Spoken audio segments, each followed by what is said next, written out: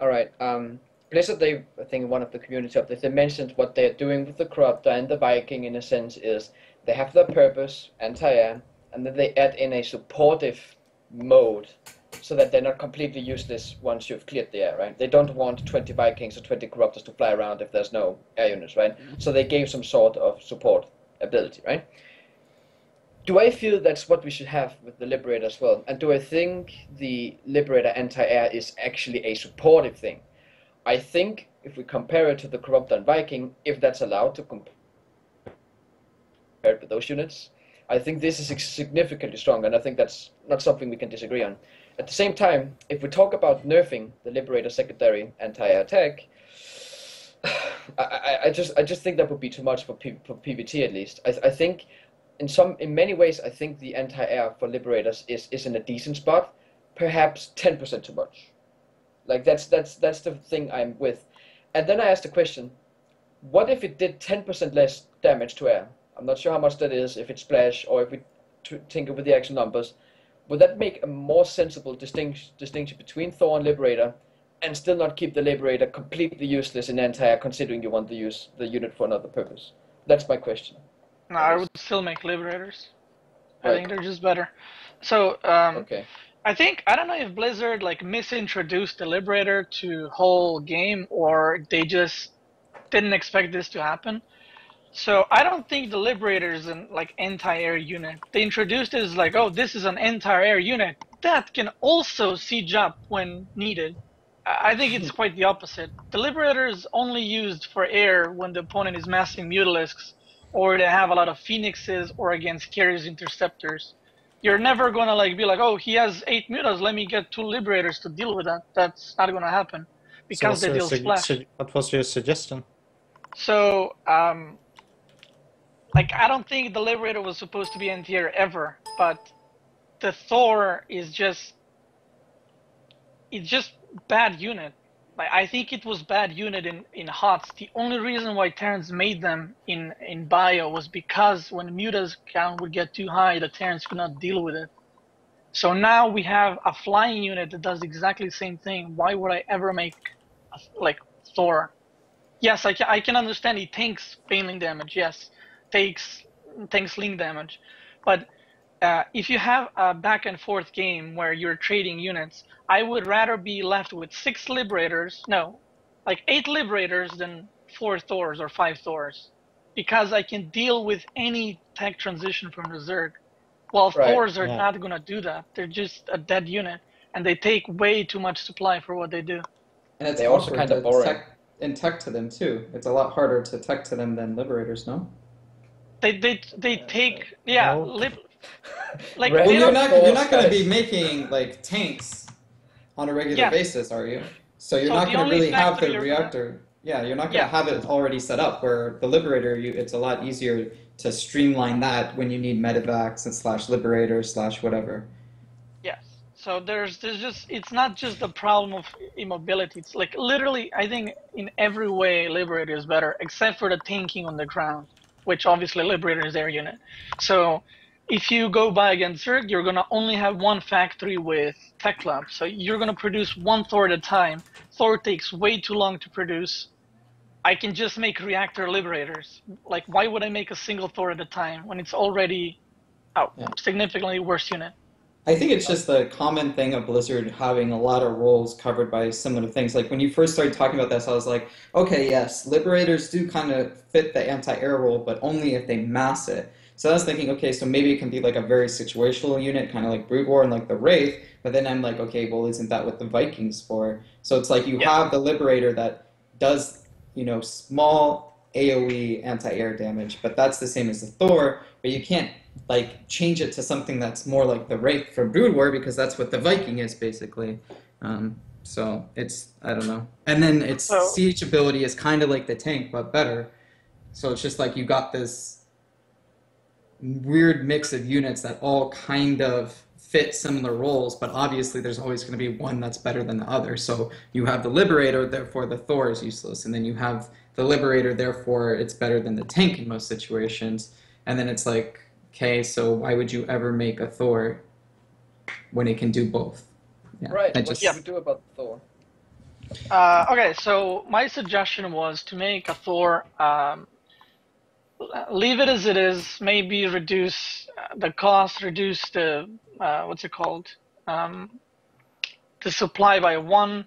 I didn't mention that in the post, but like the cost for what it does, I already said that it's too high.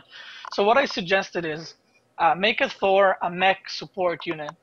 So have a spell that's it sieges up, like let's say like a fucking transformer. I don't know what the animation would be. It sieges up and it repairs the units around it, or the mechanical units around it. I don't know if it's single target, if it's two targets at a time. That's something that I didn't go into, but it does something other than it deals splash damage to air. That's not enough for a unit. When it's good against Ultra mutas and it's fucking garbage against anything else. You need something extra, and I think Thor is missing some kind of spell. Right.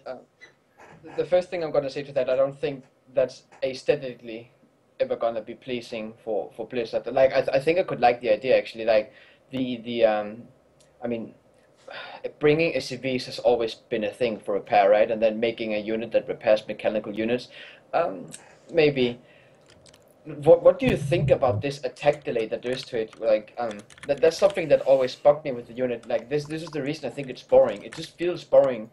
It's slow, and it has very little micro capabilities. Both the ground damage and the anti-air damage. If the attack speed is not too low, there's like a delay between targeting, right? I It just kind of feel overkills. if you made a sorry one. It overkills. Like if you have three Thors and they're shooting, one is gonna start shooting, target's gonna die, it's gonna like bug out for a second, then it's gonna go to the Right. other target. So what I'm thinking is like if you do an all-around fix, very small movement speed buff, you significantly reduce this attack delay thing because I just think that's boring. And perhaps some other small adjustment like slightly faster attack speed, just slightly faster, not more damage because I still think we need some countering through like armor upgrades and stuff, although that doesn't really matter with the Thor anyway. But I just feel that a slight attack speed buff seems more reasonable because that's also going to reduce the overkill thing you talked more rather than increasing the damage, right? Like that seems to me to be at this point I'm more interested in simple changes rather than new abilities and especially more abilities, right? In an already ability dependent game. And I would try to make boring units more interesting by making small statistical changes to the unit so that it becomes more interesting. And do you think it's possible to make those small simple changes to the already existing Thor so that it becomes more interesting to play, but also in perhaps better than the Liberator? I do not think a slight movement speed buff and better. Like imagine if you completely had no issues, like instant attack, right? When it chooses a target, it doesn't wait for 1 second or whatever at all. It just instantly shoots, for example.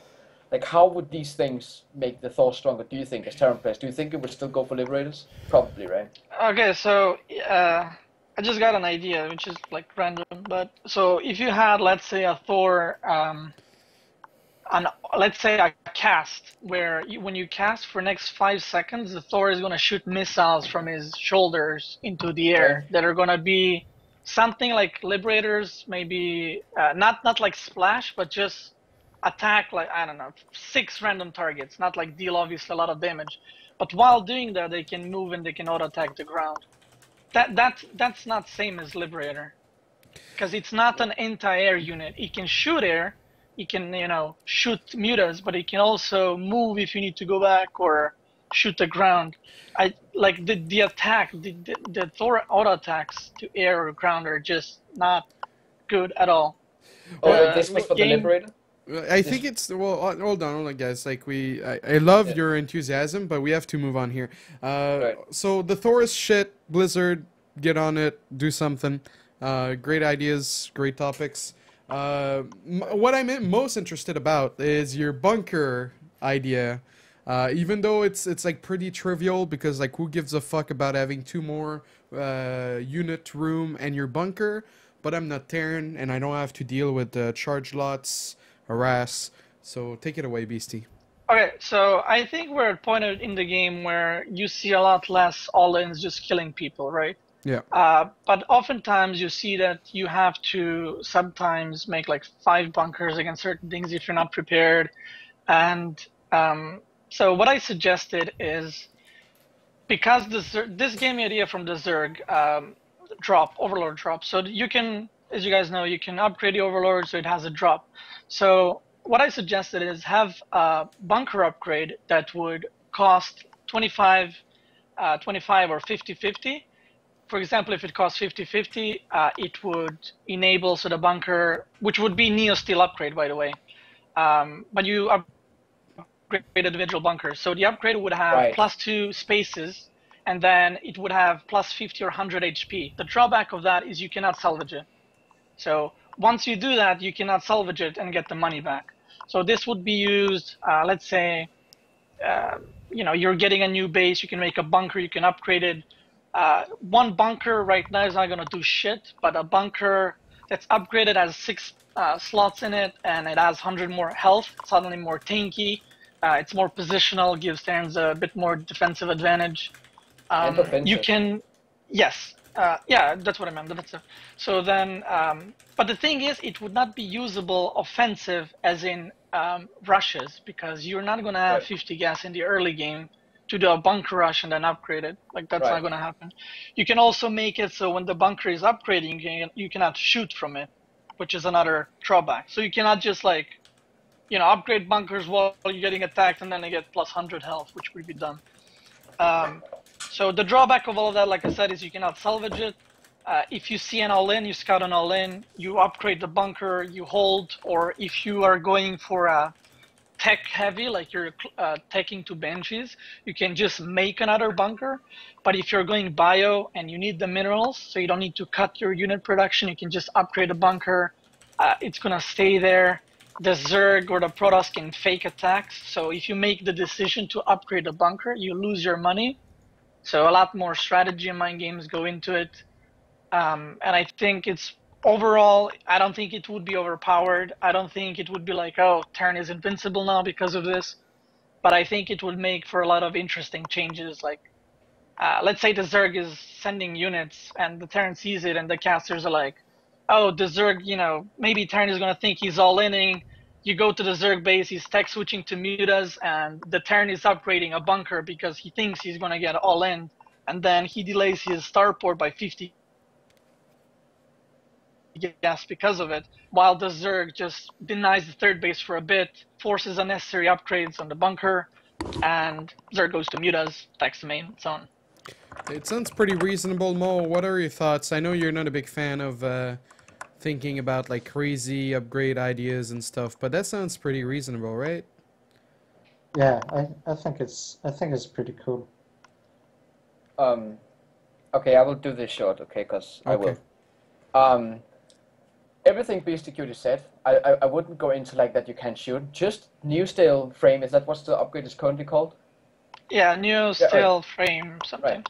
Individual bunker upgrades, and I think 50-50 sounds pretty reasonable. It shouldn't be so like you can upgrade every single bunker. Like I think. Yeah, I don't think it should be 25. 25 to 25 is too low. Right. That's cool. You can't do it with cheese and stuff. Maybe you could make some all-ins, but maybe that would be reasonable. I think that sounds very cool. I think it has similarities to the good things of the Overlord transport. And Blizzard wanted something to protect or like support bio units. They talked about this. Making bunkers offensively with 50-50 may be interesting now, with or without siege tanks or anything. Like now that you have Liberators, like that might even be interesting. And upgrading, they get 2 more slots and 2 armor. Is that correct? Yeah. Right. No, you don't need to get the armor. Just like +2 spots and like +50 or 100 health. Yeah, right. Okay. So I think if you do the armor, then it just hard counters the early game all-ins way too hard. Right. Okay. So I think that sounds very good. I think that's one of the best ideas I've heard about actual Terran suggestions. Well, look at that. We agreed on something for once. All right, guys, let's get to the viewer questions. If you have any questions, get on Reddit now. We're going to get a call in. This is Space Marine. He had a question. Here we go. I'm going to have to switch a little bit the overlays around, so bear with me. Ah, shit. Do you know when the patch 3.0 is coming? Isn't it live? On Heart of the Swarm, I think. Okay. Hey guys. Hey, what's up? How you doing? Hey. I was listening to you talking about the carrier, and this is actually something that have been bothering me on ladder very much. When I ladder a lot in Legacy of the Void, I feel like nobody is scouting that often because people are so busy microing or having this interaction. Like there's a lot of units you can make and micro them, but there's also a lot of, you gotta expand very fast. And maybe that's because of the delay that I can't do it. I don't feel like I can. I don't feel like I have the time to actually scout. So I feel like scouting is less necessary in Legacy of the Void, or maybe that's because it's only in the beginning. But as you was talking about the carriers, I think one of the problems, don't you think it's because people don't scout? Because if people transition into carriers, that is, let's say they have 4 starports because they want to instantly transition, right? If they need 4 starports, and now I'm talking in hot timings, it takes 60 seconds to make a starport. It takes it takes 50 seconds to make a fleet beacon. It takes 2 minutes to make a carrier, which means it is 3 minutes and 50 seconds, right? To make one carrier.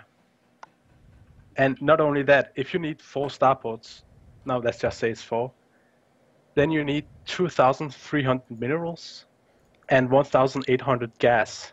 That is in the bank. That is the 4 carriers. And then you need 400 more minerals for the interceptors, which makes it 2,800 minerals, 1,800 gas. Then you have 4 carriers.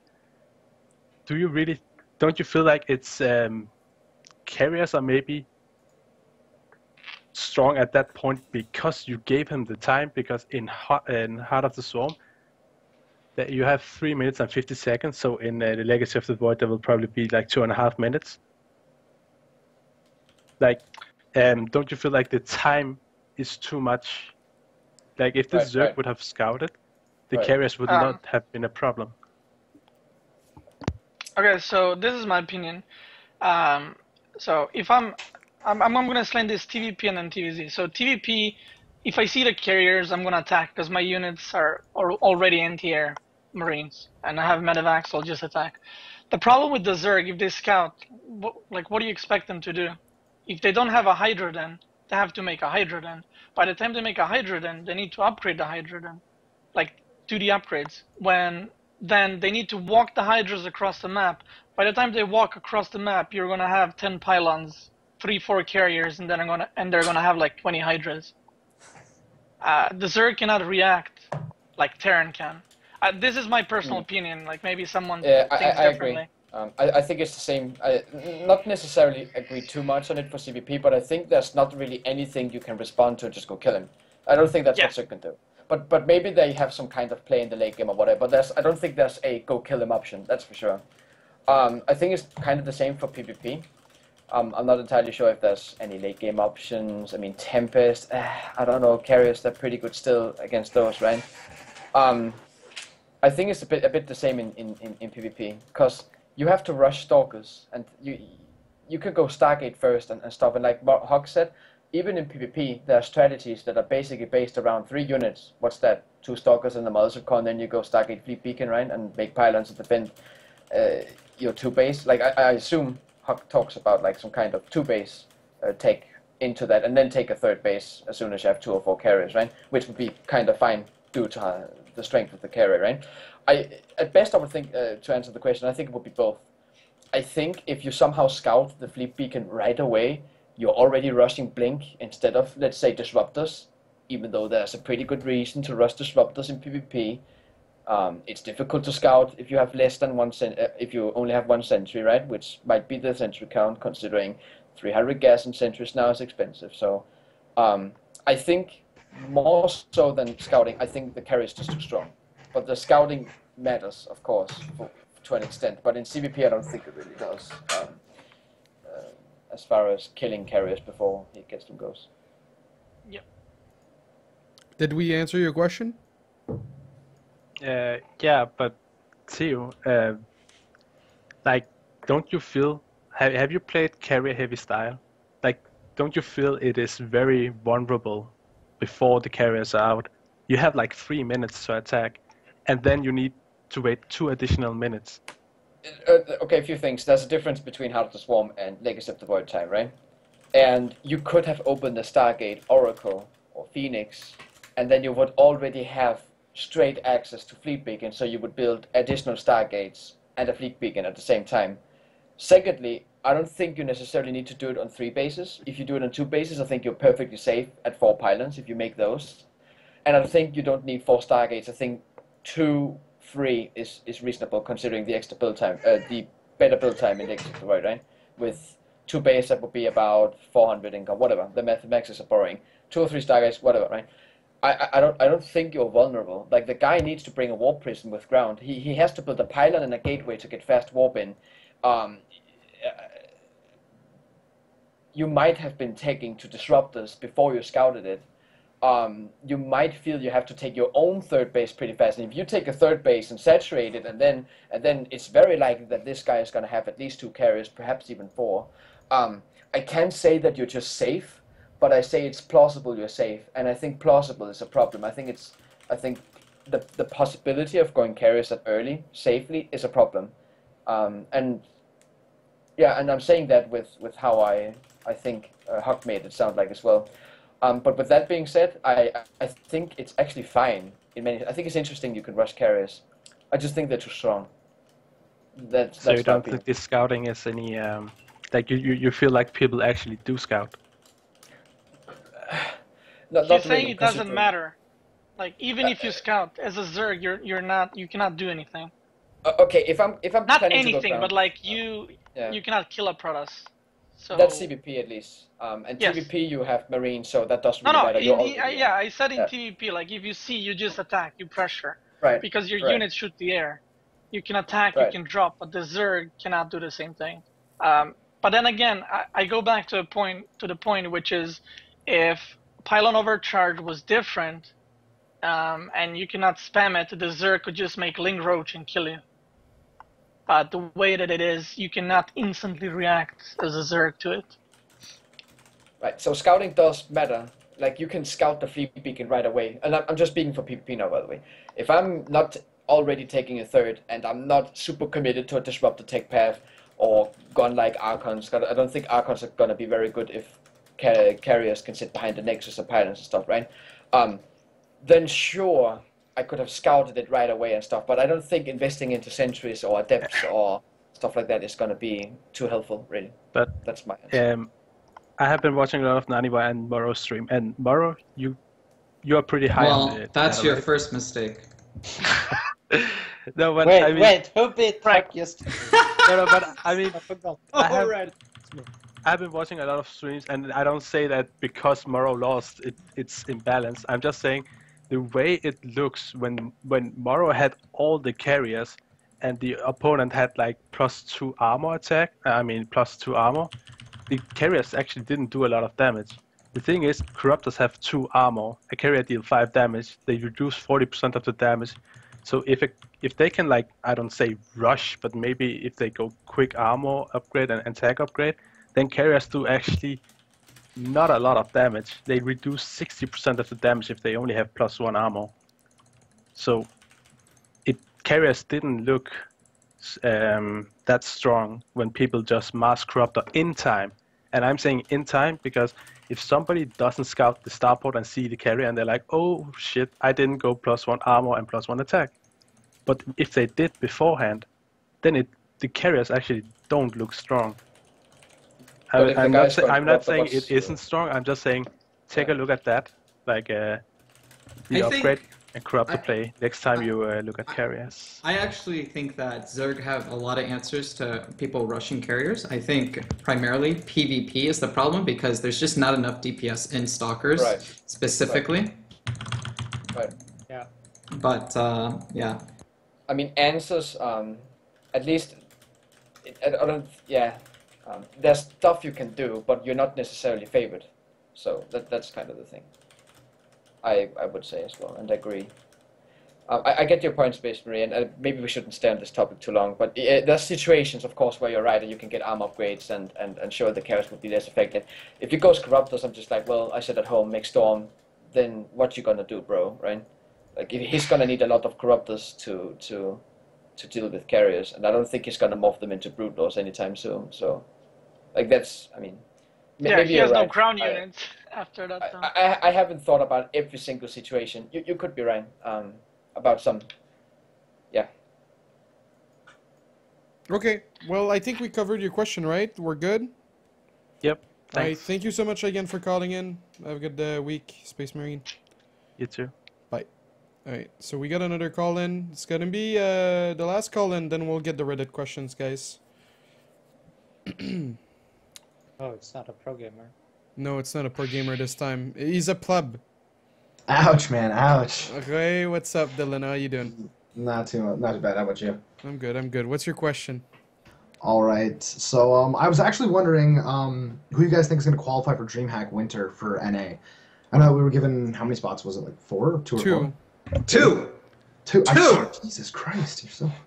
But like we have like obviously with No Regret moving out to practice a little bit and maybe try and get out just Bling all-ins, and you know Puck moving his way up the ladder. Who do you guys think's gonna qualify, and who do you think will come in first and second?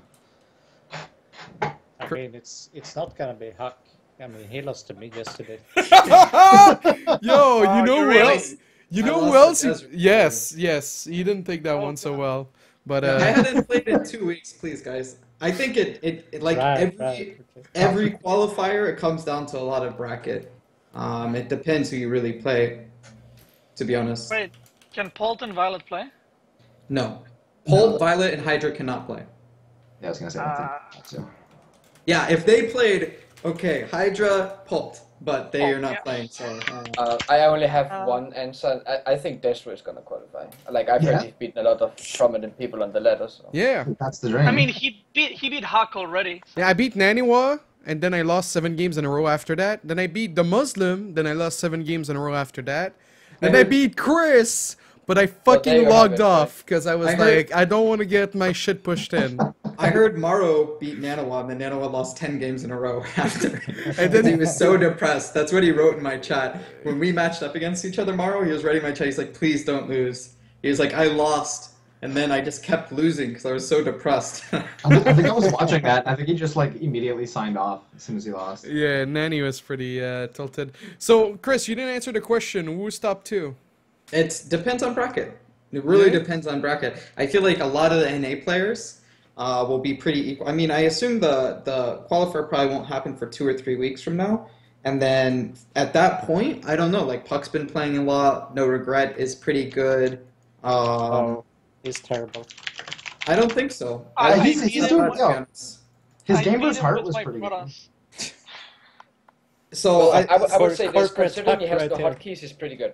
I would say, considering that No Regret has no hotkeys, he's pretty good. That's he what doesn't I use would say. hotkeys? He doesn't No, use any he- hotkeys. He he presses. just started. What is it on my keyboard? Where is it? Let me find it. Oh, there. F2, ladies and gentlemen. 30 That's what he Zergs. presses. Well, F2. Oh, there Right. you go. I thought you meant hotkeys, period. Like, he's all I mouse. mean, control Click. groups. I was sorry. like, damn, son, I like... don't know. That's a I'm in- conspiracy. like, I And will- maybe I he will doesn't get this use kid to hotkeys. use I some- wouldn't be surprised. I wouldn't be surprised if he doesn't use hotkeys. I'm serious. I wouldn't be surprised. But I meant control groups. Yeah, he just started using control groups recently. Whoa! Oh, that's cool. That's cool. Congratulations to him. Holy Wow. shit. Crazy. New That- life in can you hire Guru and teach him to do that as well? That would, Okay, so- that would make me happy. So to answer the question, I think Semper will qualify, and then whichever Protoss is better PvP, Okay, so probably like. if oh, they fuck. meet. I think Semper is good. Oh yeah, Yeah, Semper Semper is Semper's good definitely indeed. one of the top Yeah, two he's to very good. qualify for it. All right. Well, thank you, Dylan, for calling in. No problem. Catch you guys later. Yeah, have a good week. All no. right. He didn't ask me. Okay. No one gives a shit, Maro. You said, No one you said cares. definitely not Huck. That was your answer. Now Yeah, shut the that fuck was up and that deal was with it. literally your answer. All right. Right. I'm just gonna say it. QXC is gonna qualify. Oh yeah, for sure. Oh yeah. Oh, Okay. how did I forget that guy? I have a tip. tip for you. I don't think he's actually gonna play that. Cool. I think QXC is good. I'm serious. QXC. Oh, you I don't think know he's? if he'll be playing. You think he lost his passion? Oh, he did lose his passion. Is it because he lost to you guys, or he lost to Uh, Chris? I mean. He basically, like, we still talk. We have like a group where we talk about, you know, games and stuff, and he just like we practiced a lot for Red Bull, and then everyone knows what happened. The patch hit, and then we just got shit on, and he just lost his passion there, like, because he was really like, we were both motivated for it. We practiced, and then patch happened, and he was just like, meh. So I'm not sure if he'll be playing. He might. I don't know. Okay, interesting. Question for all. As a casual Diamond League player, by the way, that's someone on Reddit. The biggest problem I have with Art of the Swarm and the current Legacy of the Void are near instant economy kill, namely with mine drops and early Oracle. I feel the strategy to pull off huge worker kill is almost nothing, and for lower league players it is almost impossible to watch the minimap at all times to notice those crucial seconds. What do you think about these units, and would it be better to have them nerfed, edited, and some fashion that require more strategy for success? I would love for Widow Mines to get nerfed, but that it won't happen, and it's just static defense, man. Especially if you're lower league, you need static defense, whatever race. I don't think he said what race he's playing, but maybe Protoss, if he's complaining about Widow Mines. Make static defense. 1 or 2 cannons per mineral line. That you should be better off if you can't pay attention to the minimap. I agree with Huck. I don't think this is going to change, especially not with the current economy model. I'm not sure if this was from Double Harvesting or from the Check Attack kind of guys, but they talked about reducing the mineral patches so that you have a maximum worker count of 12. Because that way you're not going to see this extreme, you know, casualties of workers when oracles will probably do the same, but especially like Widow Mines and Storms and maybe Lurker Drops, a variety of things we could see. Plus, that would enforce more map control and perhaps more interesting game. That's at least the idea, right? I think with the current economy model, 16 workers and the tendencies that they're stacking and stuff, I think in general these harass units might be a tiny bit too strong. But I think that's just a consequence of, you know, games otherwise not progressing in the early game, and that's not. And it's interesting. It's so exciting to see workers die. No, it's not, but apparently it is, so whatever. What about you, Beastie? I don't think they should be nerfed because as a Terran, for example, like Oracle shouldn't die, but as a Terran, like when you drop the Widow Mines, you're kind of counting they're dead. You're not gonna like pick them up and get them out. That should never happen. So if you do that and then you kill nothing, you're behind a bit. But if you do the harass, kill the probes, that's yeah, maybe great. in Legacy that's kind of true. And then people would be way too greedy if there was no harass units. Like like why would I not go fucking 4cc before any tech if there's no Oracle?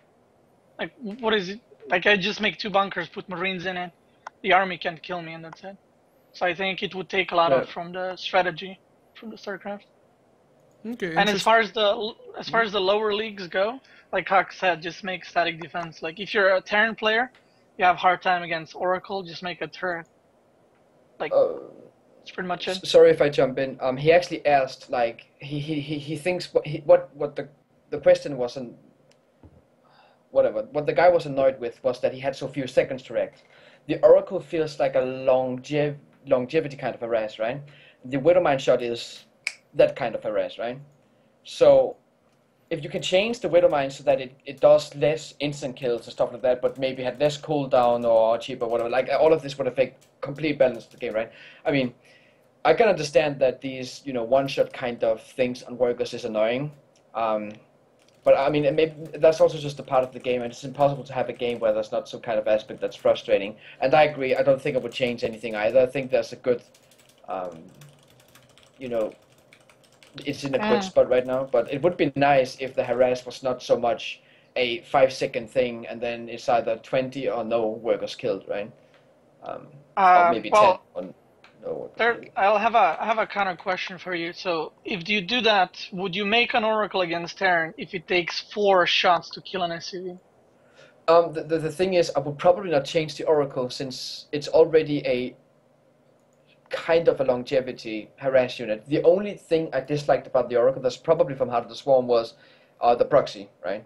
I think that was on 4-player maps, Terran had difficult scouting it, and you had a Reaper and you blah blah blah. So that's the thing where I think Oracles had problems. But now in Legacy, you build it at home, and then sure, if you proxy it, I think it's weaker if it's proxy, but perhaps I'm wrong.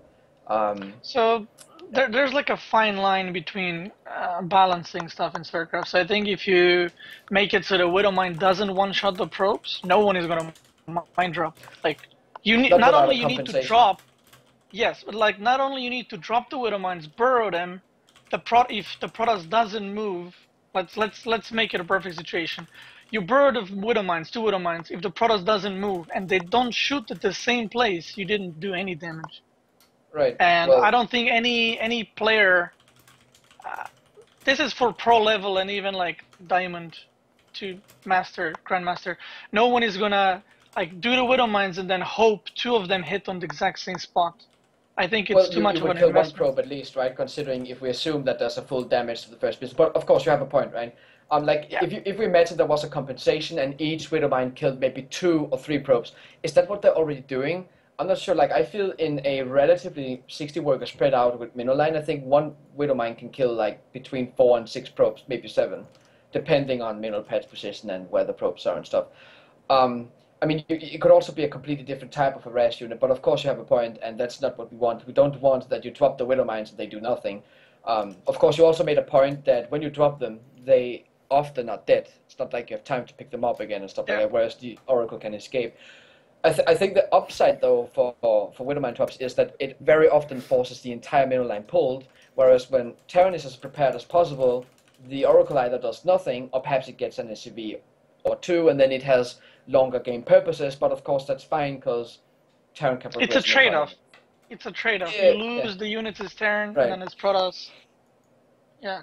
So the thing is, if you nerf the harass units like Widowmine, you also mess with the like army on army battles. For example, if the Widowmine, let's say now it hits 4 probes, and after the nerf it hits 2, why wouldn't I just drop 8 Marines instead? Yeah, right. Yeah, you're fine. And I can fight the army, and I can fight the Mothership Core. If he overcharges, I'll move, I kill another pylon. I think it's actually very, very thin line, and I think it's fine as it is. Yeah, it's in a good spot now. Yeah. Like I said, if people have problems with it, I understand it's fast, but static defense is a good way to deal with it. What about you, Moral? Like the thing is that, like in StarCraft 2, you need like I'm gonna talk a little bit about like army fights here. So you need like huge AoE stuff. I've talked about that before, probably not on Remax, because like small basic micro stuff is not that hard. Like moving around units is not that hard, flanking is not that hard. So you need like these huge punishers like Storm, huge Widowmines, huge disruptor hits to like actually force players to like put in input like in the game. Otherwise they get fucked completely. And then this micro revolves around like minimizing the potential like huge damage that just comes around. So I think this is just something that has to be in the game. Like disruptor has to be in the game. Huge bailing mines has to be in the game. Like if you don't have this, then stuff just ends up being like looking like Roach against Roach. It's slow, it's boring, like nothing is happening, it's not exciting, and the better player can't, just be much better than the worst player, if that makes sense. Yeah, and you're comparing this the Widowmine drop is the same kind of thought process that, like, if a player doesn't respond at all, like he's gonna lose his mineral line. If a good player responds, he's gonna minimize the damage by splitting his probes. I mean, sure, it sucks for the low-level players, but I've talked about it before in Remax that I don't think like low-level players should necessarily enjoy 1-on-1. I mean, this is This is it. Like if you look at that and you just get frustrated, like, oh, that's so fucking retarded. I just lost the game in an instant. Like if you don't enjoy that, you probably don't enjoy what StarCraft is. Like you should be playing arcade, you should be playing arcade mode, you should be playing 2-2. Like when you lose like that, like if you're like me, then you're gonna lose and you're gonna say, "Wow, next time I'm gonna improve and I'm gonna be better. I'm gonna become a better person." You know, like this is exciting. To lose, like losing means I have room to improve, and that's what's exciting to me. But if you're not like that, if you hate losing your whole middle line, just like that, then if they fix that, you're gonna find another thing that you don't like. Oh, he hit the perfect fungal. I lost the game instantly. Like the whole game is built around this.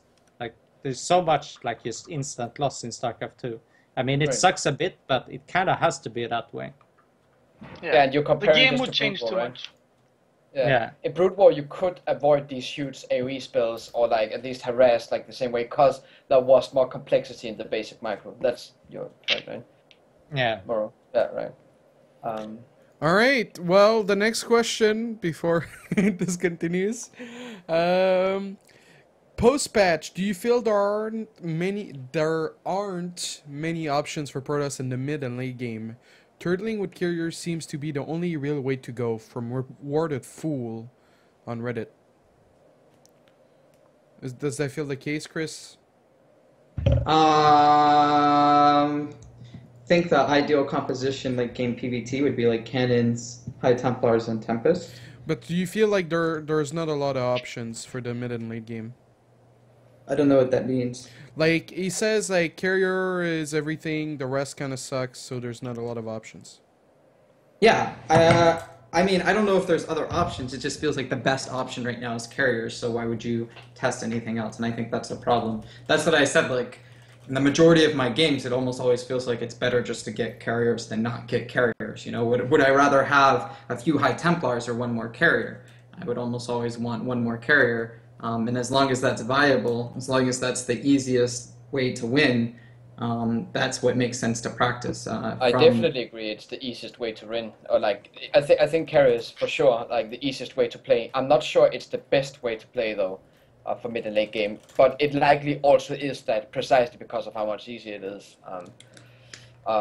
So until that changes, I really don't know. Like if they nerf carriers, then you're like forced to adapt. And once again, I'm not the best player at all. You know, like who knows what would happen if CJ Hero was playing this game, or you know, Zest or SOS. I think there could be. I think carriers as well. I don't know what it would be, to be honest. Maybe it'd be like a transition. Also, yeah. Like that's something we haven't talked about. Automated interceptor production, and you said it before, Hug. You don't need to build zealots. You don't need to build adepts and whatever. To me, the carrier just feels like automated floating barracks that you don't do anything with, right? Like, I don't know. I don't think automated interceptors are a problem. Of course not. You have to have that. I totally agree. Like, I think it's a must. You can't sit and spam interceptors when you play, right? Like, that's retarded. And I just think it makes the unit, not only because of the A move potential it already has, but if your macro is already band-aided through then it's difficult to nice foot, Morrow. Then it's difficult to differentiate between a CJ Hero carrier and a, I don't know, whatever carrier, right? But maybe that's not a problem. I might be wrong about that. It's just a thought. So the question is Protoss fucked or something? The question in the mid and late game? No. You have to go carrier? Maybe. Can you do something else? Probably. We've seen that. BCQ talked about Colossal Stalker. Interesting late game, mid game thing. Not going to go into a huge argument about that, but just an example, right? Like there's unexplored things, and at this point it's difficult to say. But there's a tendency that suggests that carriers are the best choice. Okay, so my opinion on it is, like Hawk said, not just pro gamer, every StarCraft 2 player wants to win, right? So you're gonna use whatever the fuck it takes to win. So before they were adepts, everyone was making adepts, not because, you know, carriers sucked, because fucking adepts were better. Like it was easier to win with them. So right now, again, like both of them said, it's easiest to win with carriers. There's no reason to explore something else. And I think there's going to be a long period of 6 months, maybe even longer, where you know, they're going to nerf the carriers, and then people are going to find out, like, oh, holy shit, there's this thing that I can, you know, mass or all in with. So everyone is going to use that. So when everything gets sorted, and when the other races figure out how to deal against that, then, and that's long time from now, like 6 months to a year, maybe even more, where people are going to, you know how to defend everything. So then, you know, if you make Robo, you're not going to be, I'm going to always make a Colossus. Or if you do, then you can tech switch to disruptors. You can open Storm maybe, do this and that. So I think in the long run, it's going to be about playstyle. Right now, because the game is changing, people are just going to do what's best.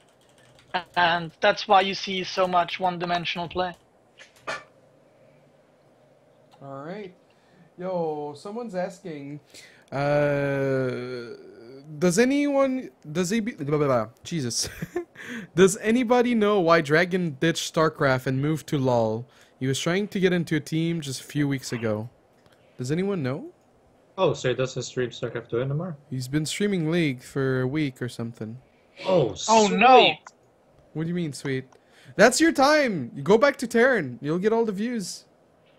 That's your window, Mo. Yeah, just put on a bikini. There you go. Yeah, I'll be the You're new dragon. You're That's taking all I his ever spot. wanted. You don't believe? I mean, simple answer, why did he move to League? Because it has more viewers. I mean, what else? Yeah, but he gets like 90 viewers. Maybe he just hates StarCraft. Okay, rip. I mean, people lose passion, they go play other games. He just happens to stream the other game. Like, everyone here plays other games. I don't know. Okay, interesting answer. To the now twice traitor of the Dominion, Moral, but others can chime in too. Tielo switch from Terran to Zerg, Neeb switch from Terran to Protoss, Classic switch from Terran to Protoss, and you've betrayed humanity twice now. What do you think is the reason we've seen several high-profile players, well, I mean like several high-profile, and then you're talking about Moral. I'm not sure you're accurate there, but switch from Terran to other races, but I've yet to see someone switch to Terran. May Lord Teja show all of you the error in your ways. Terran hardest race, Protoss easiest race, and maybe not in Legacy, but at least has been by far in Heart of the Swarm. Zerg, Zerg is probably the easiest race in Legacy now, so go switch to Zerg, guys. At least easiest to play. I'm not sure it's the easiest to win with, though. Does that make sense? Never mind. Yeah, I agree with Theo, actually, 100%. Okay. I Moral mean, agrees as well. that's like the douchebag answer, but, I mean... It's true, like, hands down, I think Protoss was by far the easiest race to win with in Heart of the Swarm. We don't have to go analyze many WCS PvC games to come to that conclusion. I mean, I'm probably bad. I've never failed a warp prism all in that important match, and then won very easily with a double Colossus transition or things worse than that. But, I mean, sure, hands down, it's by far the easiest race to play. I mean, Terran was in Wings, Protoss was in Hearts, Zerg is in Legacy. I don't know if anyone can argue that. It's impossible. Easiest to play. Yeah. And Terran, if it was Terran was the easiest to play in Wings of Liberty, was it? I didn't think play it though. I think the difficulty per race is largely to do with what skill level you're at, though, too. Because what's easiest at the highest level and what's easiest at diamond or gold or silver or whatever can be very different. I mean, I think we're saying this for like overall. I think it was easiest to win with Protoss in HOTS, and it's easiest to, like, again, it's not doesn't mean best race. It just means it's easy. I know, I understand, but I don't know if I agree with that at the lower levels, because I feel like if you don't have very good force fields in HOTS, period, you're just gonna lose. It's a lot easier to win PvT as a Terran player at a lower level where you just have bio, but then again, maybe at a lower level and you're just like stim attack, like just a moving Colossus across the map. Maybe it's like I don't necessarily I don't know. I think it's really hard No, to say. I know what you mean. Yeah, I know what you mean. I don't think when I say Zerg is the easiest way in Legacy, I don't necessarily think it's the easiest way to win with. I actually think that's still still Protoss. It definitely was the previous patch with the dip, right? But yeah, like Zerg is the easiest to play because there's a hard time differentiating skill. There's the Roach Wars, there's the now easier inject, and you can queue up. That still makes it easier, and especially with the previous patches and stuff, right? For Heart of the Swarm, I seriously mean both. It was both the easiest race to win with, and I also think it was the easiest race to play. I agree that when you had force fields, good force field skills was a requirement, but I think in PvC it was largely displayed the range of errors that you could do as a Protoss and the range of transitions you can do from mostly failed all-ins and also losing units and just sitting there building one unit essentially called the Stalker that quote-unquote counters everything in a large window of the game until of course there's ultras, but that was in many games difficult. I think hands down that Protoss was both easiest to win and play in Heart of the Swarm. In Legacy of the Wild, I think Protoss is very hard to play. I think Terran is probably still slightly harder, but there's a lot of things Protoss needs to get used to. New war bins, the new units you actually need to micro. More spells is definitely a contributor there as well. But when it comes to it, I still think Protoss, like with carriers and stuff, like it's probably still the easiest race to like. Nah, it's not. It's Zerg is the easiest race to play for sure. I think disruptors are pretty hard to use. Yeah, for sure. All right, this next question really has me excited. What is your favorite snack for watching StarCraft 2 events? Well, I don't really eat snacks. Come on, man! Remember when we were at He's fucking trolling. He's eating pizza right now. No, it's not a snack. This it's is dinner. Pizza is not snack. It's food. Snack for me. Yo. Snack for Desro. A small piece. You know what I'm saying, my man? My man.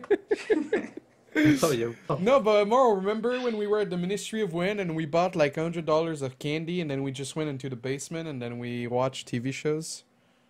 Oh yeah. Do you guys play Soggy Biscuit? No. What? Do you know what Soggy No, Biscuit is? no. All right. So anyway, favorite snack. Favorite snack. Google. No. Urban Dictionary. No. Soggy Biscuit. No. Everybody in All chat. Check it. So anyway, favorite snack when watching StarCraft.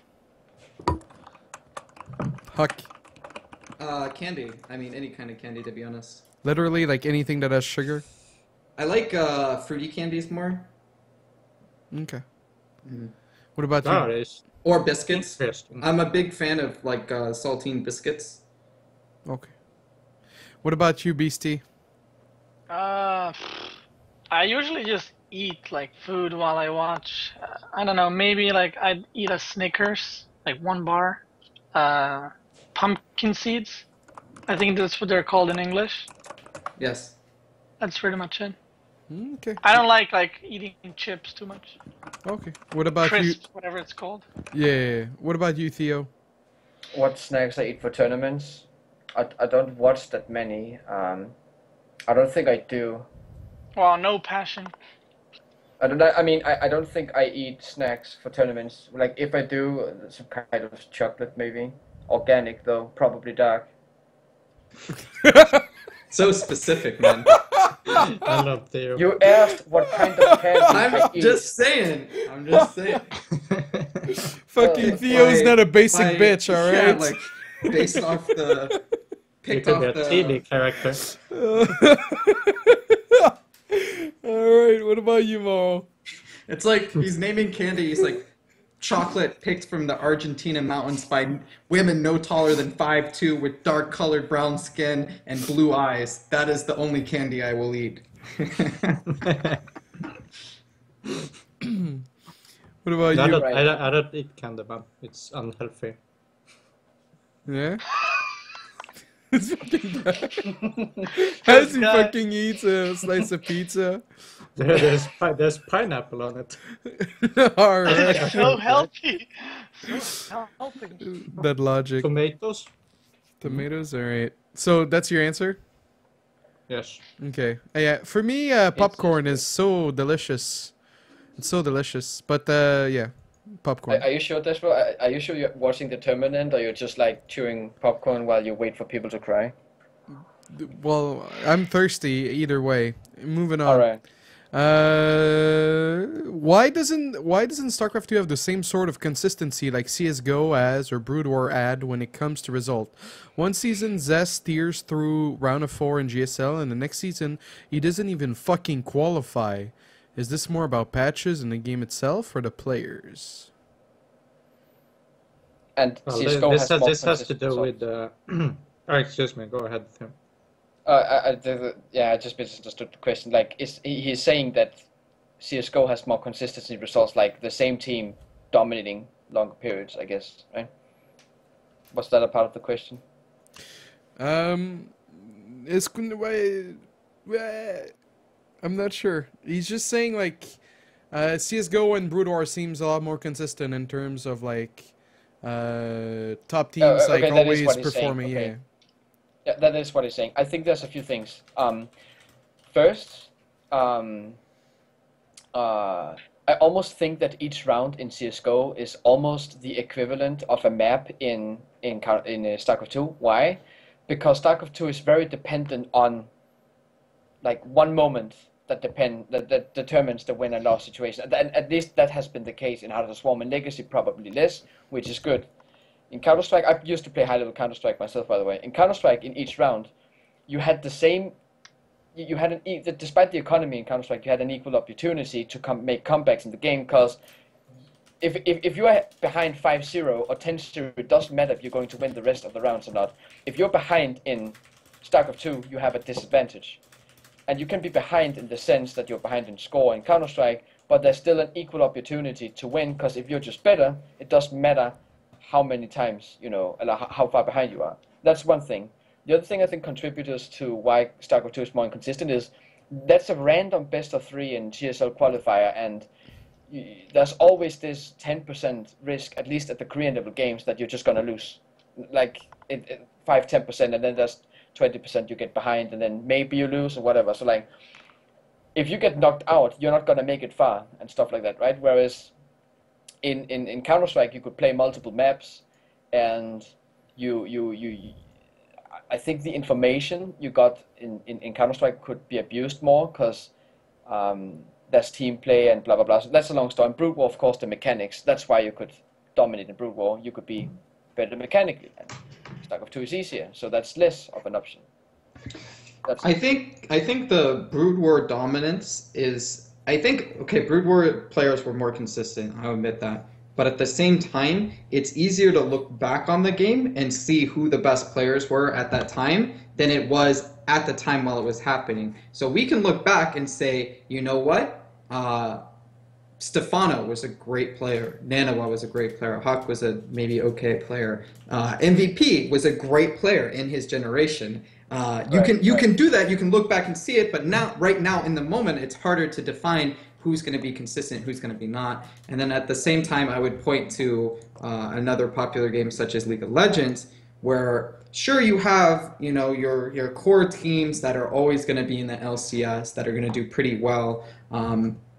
Whether you're talking about foreign or Korean, but who's on the very top is always shifting. Like you're going to have, sometimes it's going to be like TSM for the West, sometimes it's going to be CLG or C9 right now. And then as far as Korean teams, you had this huge era of SKT dominance, Faker being the best player, and then he kind of dropped off, and now he's a lot better now. So there is variation. It's just it's a lot easier to look back and say, okay, these were the guys that made it in Brood War, because that's over, it's done. Right. When I used to play on teams in Counter-Strike with Kerrigan, Supex, I used to play with those guys in Counter-Strike on teams and stuff. That was Counter-Strike 1.6, by the way. There was a lot of team switches and player switches. One of the things that CSGO has is, considering that it's teams, there's actually not that many players, you know what I mean? Like you have maybe top 20 teams in the world, and that's kind of top 20 players. You know what I mean? Whereas StarCraft, it's 1 versus 1 versus 1, each having very different styles. And CS:GO doesn't have the same shifting in and out of players as StarCraft 2 does, because you actually need to find 4 players and win a tournament before people give a shit about you. I don't think I've heard a single player go from like shit the past 2 years or something, 3 years that CS:GO has been out, to the top 20 teams in CS:GO. That hasn't happened. Whereas in StarCraft 2, we have Little Bo, right? Little Bo, yeah, and Petit Rogo. There's players. I think you Thermal even too. Like you, if you're good because it's single player, you can get good and stuff. And then there's a lot more people you have to deal with at a more similar level. Whereas in CS:GO, the best players, they have even more monopoly on the Korean server, quote unquote, because they're the only players who can get that kind of practice. If you're like, I want to be good at Counter-Strike, you go play matchmaking and you get 4 random people each time you play. Like that's like playing FFA. That's the ladder of CS:GO, right? Essentially, you need a team in CS:GO. So if you have a team and you're already in the top 20, it's likely you're going to be much more consistent, and the better you are with your 4 teammates, the more dominant you're going to be as well, because you don't have that single player aspect of the game. Yeah, that's basically it. Okay, so I think first of all, I agree with that last part that Theo said. But then League of Legends or CS:GO, it doesn't matter. It's first of all, they're much simpler games than StarCraft 2 is. So for example, there might be a patch. You know, someone was all inning, then that got nerfed, so he's gonna go down until he figures out his new play style. So not necessarily that his skill went down, it's just his strategy became worse, so he needs to adapt. So then you see him losing games. New maps come out, same thing. Maybe one player loves the maps, his playstyle is perfect to it, you see him rise. The other players that were once the best, but like the maps are very, very bad for all ins, and the guy was just all inning, he then just goes down. People wonder what happened to him. Another thing is, doesn't matter the balance of the maps, like anything. You cannot be consistent throughout like 2 years in StarCraft. You're gonna have some moments where you're not motivated to play. You play less. You start bitching about balance. You start bitching about maps, and your skill goes down. The thing is that happens in CS:GO and it happens in League of Legends. But you have 4 other players that are playing with you. And that happens in every team. I don't think if there was a single team that all 5 players were equally skilled and on top of their game, no one would be able to beat them. But there's always that one player that's like not performing lately, maybe not practicing as much. So then the team does a little bit worse, but they're not like losing to everyone because there's still 4 players. And he's not going to be like complete trash. He's just going to play a little bit worse, which is then harder to see, you know, for the rest of the people. While in StarCraft, if you suck, you fucking suck, and you're going to lose every game. There's no one to, you know, carry you in the games. So I really, really, really, really like that point. I mean, if you look at it from a standpoint of you're boxing or you're a wrestler and you suck, you fucking suck. You're going to lose, period. But if you're on a soccer team, a football team, basketball team, you do a little bit worse, you know, your teammates are going to pick up a lot of slack for you, and it's just you're going to be more consistent. That's just the way it works. That actually is a very good point. That's even more powerful in CS:GO because the scene is extremely close. Whereas you have a lot more tools to become a good football player, especially if you have like an extremely good physique. Like this guy runs 100 meter in 10:30 seconds, and his name is Gareth Bale or whatever. Like he doesn't have to be like extremely good football player. He still has valuable assets, right? So in CS:GO, it's just much better. The point that BCQ is making. Yeah, so because of that, like also Huck mentioned SKT and Faker. Like personally, I played League. I was close to Challenger when I played. So when Faker played before, he was like best player on the team. Obviously, he was carrying the team a lot of the games. Now when I watch the Worlds, to me, he's like maybe even the weakest player in the team, while their top lane is carrying the games. So again, you can see the SKT dominating, but Faker is not the one that's like, you know, carrying the team as a top laner. So you can say like, yes, SKT is not, you know, not performing weaker, but individual players are. And because of that, when you look at StarCraft player, and then you look at, you know, LoL or CS:GO player as a team, you're not gonna notice the difference. Interesting. Mo, any final thought? No, I think these guys fleshed it out pretty Yeah, they killed pretty it. well. Yeah. Like the reasons are, like, to me they're pretty obvious, but I think you put them pretty well. I think a more interesting discussion would be why Brood War players were more consistent than StarCraft 2, because both are RTS games. So what Huck brought up, the point was pretty on point. Like if you like, I never thought about it, but when he mentioned it, like if you look at it now, you're going like, I don't know who's the best Korean, but when you look back, it's fucking obvious Stefano was the best foreigner. It's fucking obvious that MVP was like the boss. But if you back then, you know, people were taking games of Stefano. MVP, you know, near the end was getting beaten and so on. Now the game is more figured out, and you know, in HOTS. So then at the end of the HOTS, I think you had some dominating players. For example, Hero, to me personally, was the best Protoss for a very long time. Now Legacy is coming, so you're going to see a lot of players rising up that were complete trash, perhaps.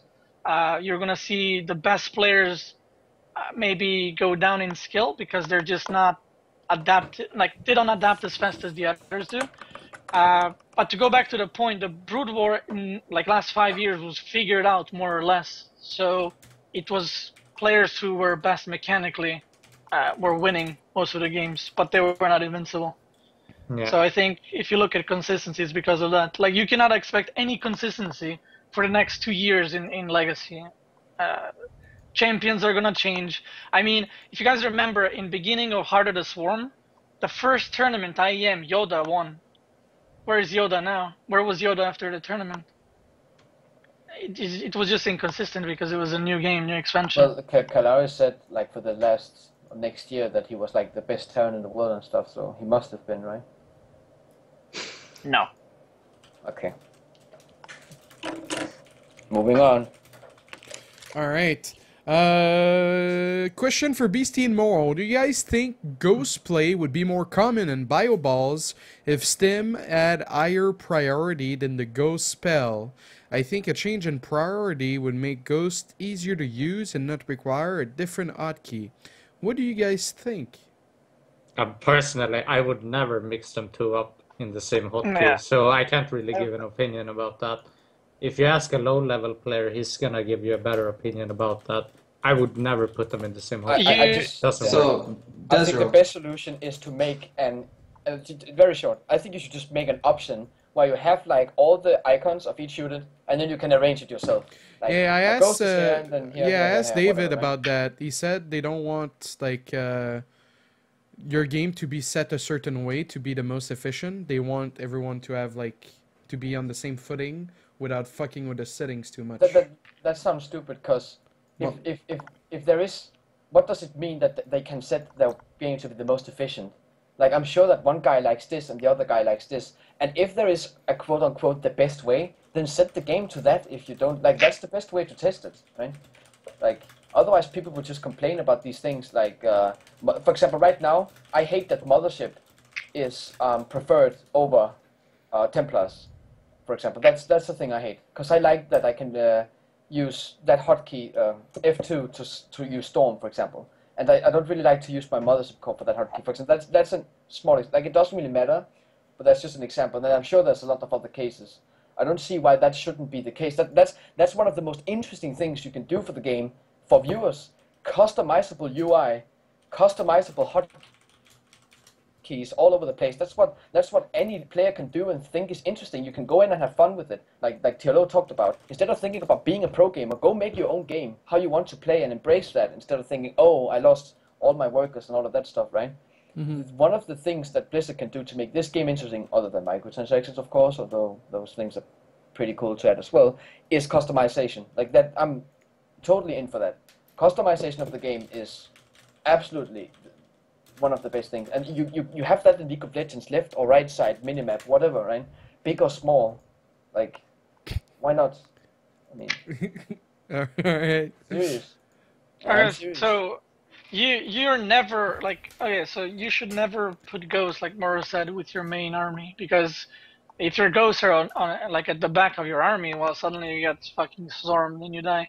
You need ghosts to be in front of your army, on the side of the army. You cannot put them on the same hotkey. Like when you EMP, I want to pull my ghosts back. I don't want them to die. I don't want them, like if they're first EMP, I don't want them to just insta die to whatever it's hitting.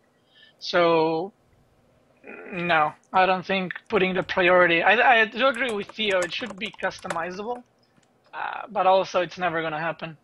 All right, two quick last questions. Some people want the Cyclone to be removed from the game and for a new unit to be added. Is that... That's never gonna happen. There's 1 month until the game's released. It just won't. Yeah, but can we agree that the Cyclone is poop? Yeah. What do you guys? I think a better question would be, what would you want to be done to the Cyclone to make it a more viable unit in any point of the game, whether early, mid, or late game? I think Morrow had a pretty good suggestion. Instead of having this problem making the Cyclone attack equally strong versus both air and ground, because then you're gonna get a unit, if you buff it, that you just mass, and if you nerf it, then you're just not gonna make it at all, because it's too expensive to get in the early game and blah, whatever. Like, Morrow's suggestion was to make it more ground-oriented unit. Do I remember this correctly, Morrow? You wanted to make it more... I don't remember. Yeah, I just remember you talked about it would be better to have the Cyclone be like you have long-range siege tank splash static, and then Cyclone a mech unit that is more of a long-range single-target type of unit, and then maybe like the Viking, a very weak anti-air attack, but otherwise be stronger versus ground. Right now, to me, it feels like, and I think that was how some time ago we discussed this though. It felt like they were trying to balance the Cyclone, making the anti-air stronger.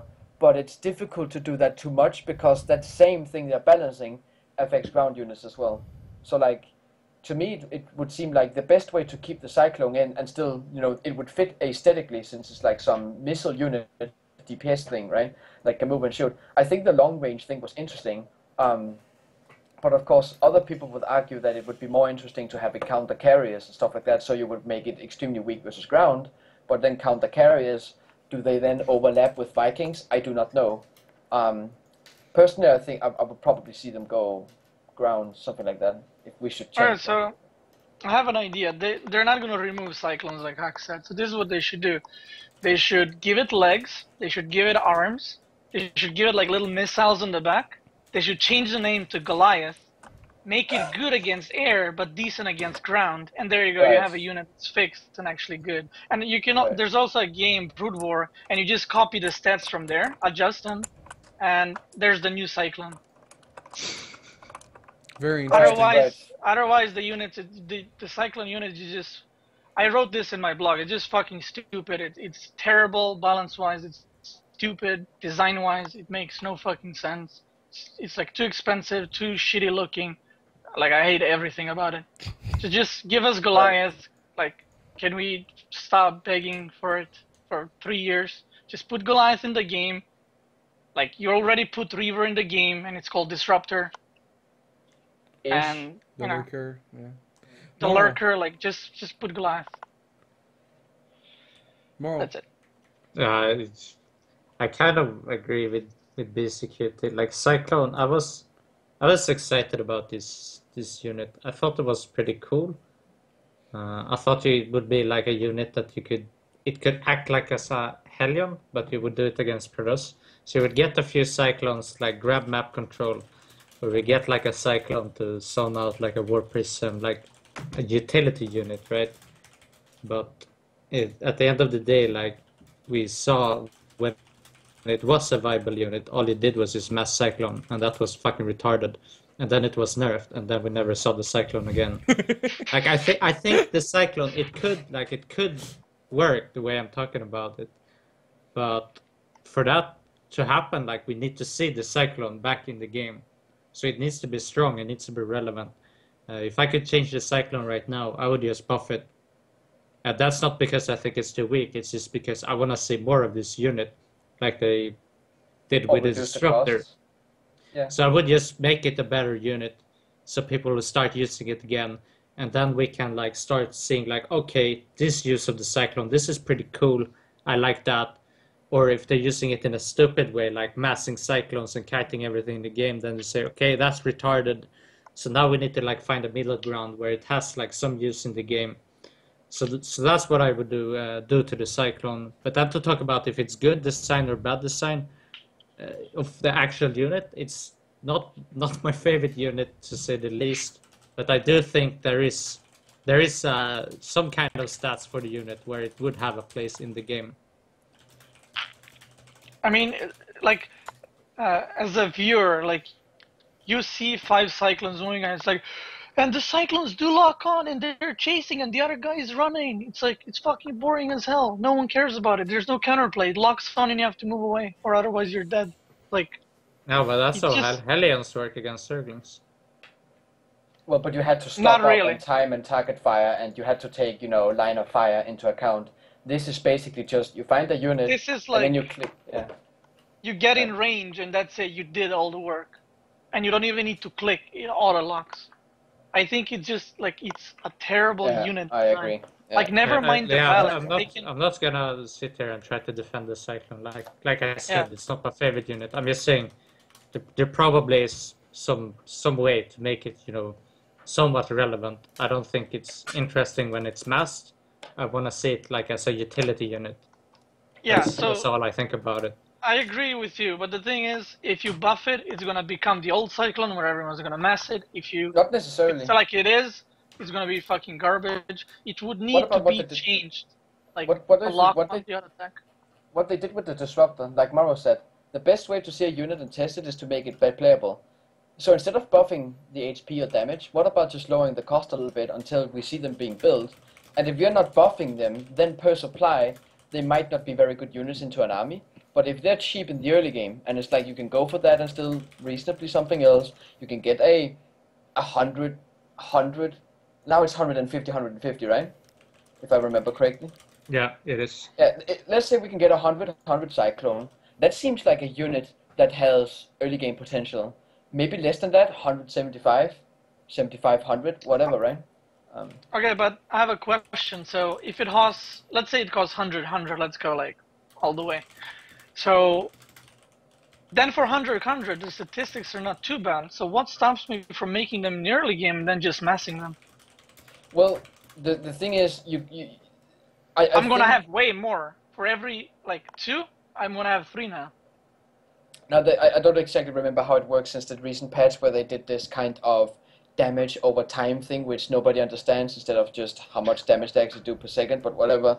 Like, I don't know if that's gonna make them, like, if you can just amass them from 100. But my point is, if you had an infinite bet, let's say you go 10 bases Terran versus 10 bases Protoss, and you have all upgrades, both Protoss and Terran has, would you go Bio or would you go Cyclones? Because if it's true that if they're cheaper, then you yeah, I think my point makes sense. Then you would choose the Cyclones if they're better than the Bioforces. So if you're making Cyclones cheaper because they have this unique anti-air capability, since they can with more, at least in the sense of, in the case of the older depths, right? Because they were not light units, for example. The Cyclone is not a light unit. Then that could, for example, have been a solution to the Warp Prism issue. Now now, for example, it could be a better solution versus Oracles or whatever, right? Like, my point is just, reducing cost seems to me to always be the best kind of buff you can do that reduces the likelihood of the unit being amassed to the late game.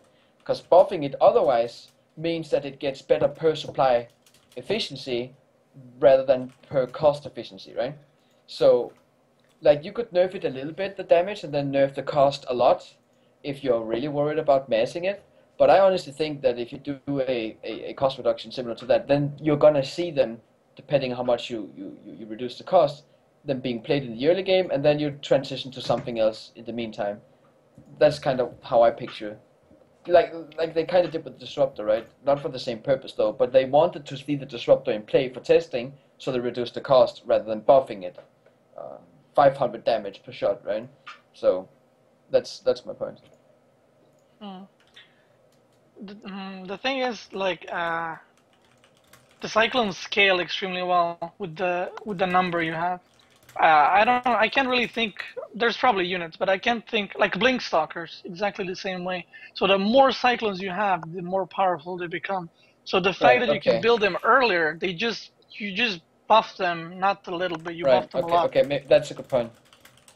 Because they have like kind of blink mobility due to the lock-on thing. Yes. Right. So. Right. Like if you let's say you open, I don't fucking know, you open Rax Expand, whatever, CC first against Zerg, and you make 2 factories, and you make Cyclones from one, Reactor Hellions from other, you can pressure from the very start against Zerg. Right. I don't know what Zerg can, like, do against that. Because you're not I gonna lose remember the someone, units. I think it was Moro or you, Beast, you talked about making the lock-on static, so that when you did the lock-on, the Cyclone became static. Combining that nerf with a cost reduction, and then it becomes an early game utility. Like, there's many options, right? We can also just press the Goliath button and then woo, right? I mean, it's difficult, right? But yeah. Yeah. Another thing is they fucking nerfed everything about Cyclone. They nerfed the damage. They nerfed the health. Cyclone used to have 200 health. Now it has 160, which is a huge fucking nerf. Right. So. Like at the end of all this, even if let's say you reduce the cost and they become usable, let's say they become balanced, I think the unit design is just very bad for watching, which is what every unit should be fun to watch. Disruptor, I think, yes, it's hard. I'm not gonna say if it's balanced or not. I think it's extremely fun to watch as a viewer. Like if I see a Protoss army or Terran, like let's say Protoss versus Protoss, and I see an army going on another army chasing, and the guy shoots 2 disruptors, and the other guy tries to split but fails, and everything explodes. That's fucking exciting. When I'm running away and Cyclone fucking locks on something, it's like, psh, psh, psh. It's boring. Yeah, That's I why agree with that. I hate Cyclone because of that. It's not fun at all. Yeah. The only I agree. counterplay for Protoss was lifting it with a Phoenix, and that was pretty stupid. Because anything else died. Yeah. I mean, if I could pick one thing, then I would change it to a Goliath too, of course. But I don't think that's like enough. That's not gonna really happen. But I think what's like most realistic, what is going to happen, is that we're just gonna straight up buff the unit, so we start seeing it in play. And if you want that unit design, then you need to like just buff it so people start using it. But that's not the ideal way. So I just want to make sure that everybody knows that like I don't agree with the unit design completely. It's a little bit dumb. And another thing was that like every Terran unit in the game since like the start of StarCraft 2 has always been about just attacking and running away, like kiting. And the Cyclone is just, they introduced the Cyclone, it was just another unit that was kiting everything. And that was a little bit disappointing to me as well. What if the lock-on But was a skill shot? No. Like, what? How, I think how it's does best that to have to change make it static, anything? or like. How would that change anything? Because you wouldn't be able to mass skill shot. Yeah, I would even make it less. What do Oh, you- you mean like turn off autocast or what? No, like, so instead of like it auto locks with autocast or whatever, or even like pressing on the unit, you have like a fucking like, you know, like a skill shot in League of Legends, like a bar in front of your Cyclone, and if you throw like just imagine the concept, right? That's like a thing that like grabs onto your unit. So if the skill shot hits the unit, then it's locked on. But if you fucking hit to the left of your unit, it doesn't lock on at all. So you don't have the increased damage. But Blizzard doesn't want to introduce Skill shots. that to the game because. But what the about issue- disruptors? That's like a skill shot, man. See, you can't be conservative all the time. Is it? It fucking disruptor is. I mean, like when I Disruptor's a see huge skill shot. yeah, like more when I see you play, you never I don't fucking know, I don't micro think the it's- shot, it's- but the rest of the Protoss players are actually trying to make it happen. Yeah, I don't play MOBAs, so. The only problem I have with the disruptor now, I've been a huge enemy of this unit, but the more and more I played, and especially the more and more I learned from Morrow's games, kind of true to an extent actually, is it's actually a pretty good unit. The only problem I have with it is how much of a one-shot potential it has to Protoss units, which has no stem, large collision radiuses, and they one-shot each other, right? And I think now that you mentioned the microing the ball, whatever thing, I think I might be wrong about that, but that's my impression. Very often you actually just shoot the ball because you want to be kiting back right away as well, and you want to be watching your units and stuff like that, and you want to, because there's a huge chance if there's disruptor wars, you'll be shooting balls as well. So it feels like PvP is very like this all the time, and I think that's good and all. I would just love to see it. I would love to see that you could actually just make a warp in and then not lose everything to one disruptor ball, because I just think it does way too much damage. It one-shots depths, it one-shots stalkers, it one-shots disruptors, it one-shots zealots. And if you remove the plus shields damage, zealots would be left with 5 HP, adepts would be left with 5 HP, and stalkers would be left with 15. 60. Yeah.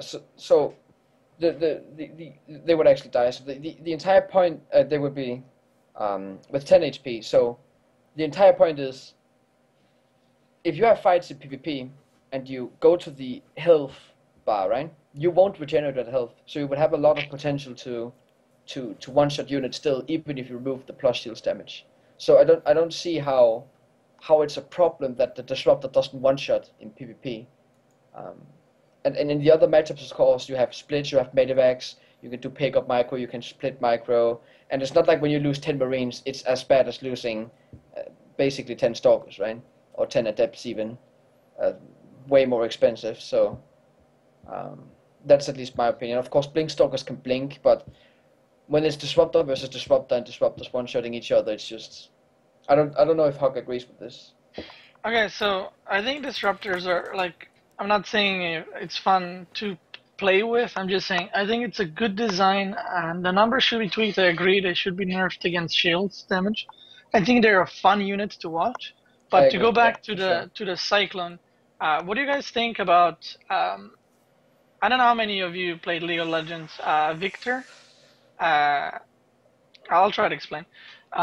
So if you would lock on to target, let's say you have 10 roaches in a row. If you lock on the first roach, it's gonna... The projectile is gonna fly through the roach and deal damage to the units behind it. This is how the Colossus was in early beta of StarCraft. It didn't shoot splash on one place, it shot a laser that went through. So what do you think about that? I think that would be maybe more fun to watch, and it would force the other player to micro more, and it would be a buff to a Cyclone at the same time. Do you guys have any opinion on that? The missile would be a ranged thing that explodes. No, it wouldn't explode. So it would be the same way like it is right now, maybe even the same damage, but it would, let's say, 3 range behind the target, the missile would go through. So if it locks on, it shoots 6 times, it would shoot 6 times that target and the targets behind it. Right. That's an interesting option. There's a lot of ways to tweak it. Yeah, that's how you make a unit more interesting. Yes. I'm not saying it's balanced, I'm not saying it's fucking amazing, but I can tell you it's way more fun to watch. And it's just like a Hellion, the line fire. Oh, true. Yeah, similar. Anyway, like I think if I was the designer, I would remove I would remove the Cyclone and I would change the Thor to become a Goliath. That's what I would do. But maybe you can upgrade that's them together. Fucking Transformer over Yeah, here. transform, just put them all together. Yeah, I think Cyclone should be able to transform into a Thor and then backwards as well. That would be kind of cool. Do you A Thor with like roller skates. Do you miss the Urk? No, it was terrible. No, I fucking hated it. You know, so But the fucking the grapple was a cool concept. It's a hellbat. But the grapple was cool. Yeah, it was cool, but that's it. So that doesn't make a unit. What if we had a skill? What if we had a skill shot like the Viper pool, like a Blitzcrank, if you play LoL on the Cyclone? But not it. So it doesn't overlap. You can't pull, but you just lock the target into place. Oh, so that they pull slowly? They're stunned or what? Yeah, not stunned. They just can't move. Well, something like that. 'Cause they're I like don't- rooted. Yeah, rooted. Yeah, while the lock-on is on. That's actually interesting. I think that would be kind of unique. It should do less damage though, because I think imagine if that worked both versus air and ground units. It would be reasonable against carriers, because then you can like isolate Holy carriers. shit! Yeah. Imagine like you're chasing the Protoss, you fucking lock onto the carriers and they can't run away. You just Yeah, fucking like, kill them. and then you would kind of get that. I think go. Am I true that Ghost had some kind of lockdown spell, right? From Just Ghost fucking that- drop nukes on tops of carriers.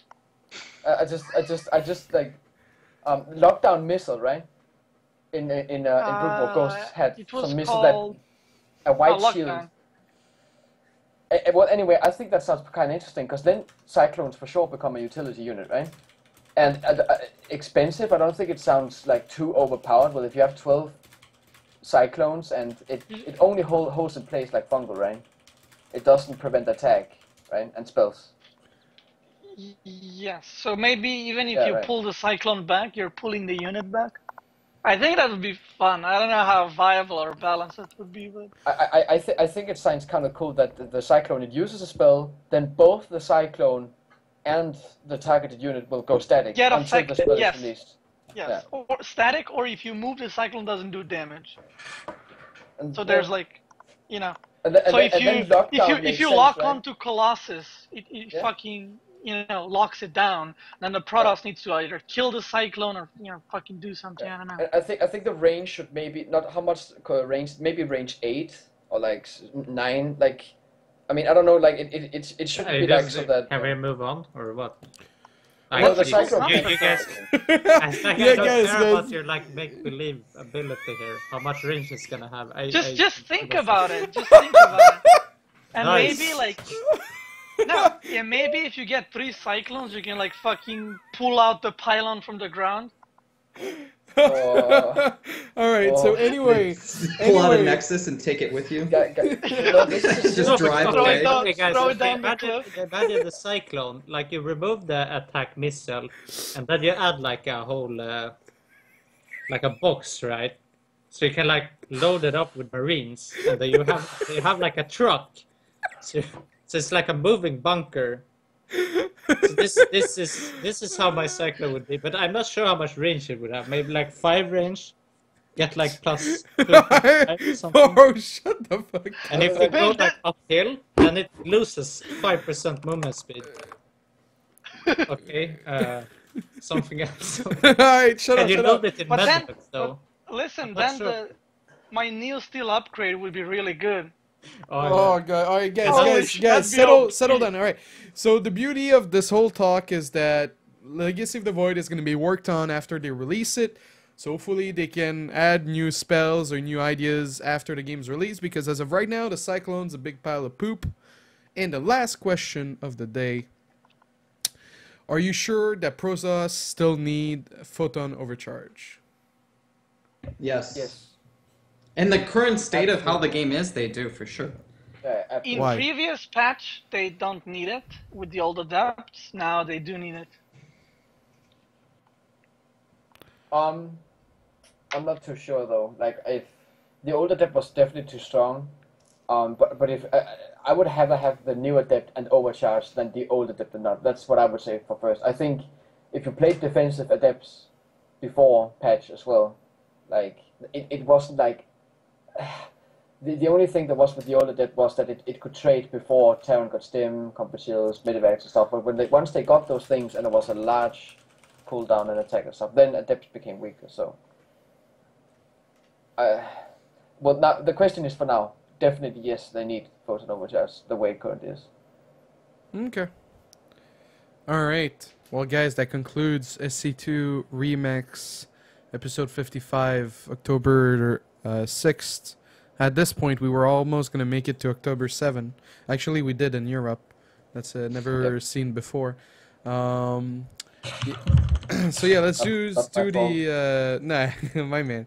Let's just do the outros. Morrow, actually, Huck, let's do you since you're in the early game. Where are you gonna be next? What are your plans?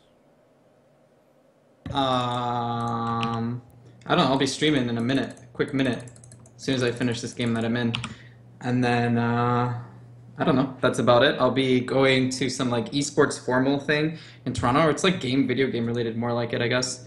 And then I guess I'll be maybe at BlizzCon. Hopefully. I think I might be. Yeah. Oh. Maybe. Wow. We'll see. Wow, wow. All right. Yeah. All right. What about you, Theo? What are you gonna be up to next? I'm gonna play Legacy. I'm gonna stream, and do my user stuff. Gonna kill my treadmill. Eat organic dark chocolate, apparently, from Argentina, and yeah, that's it. You didn't say what kind of percentage it was for your dark chocolate.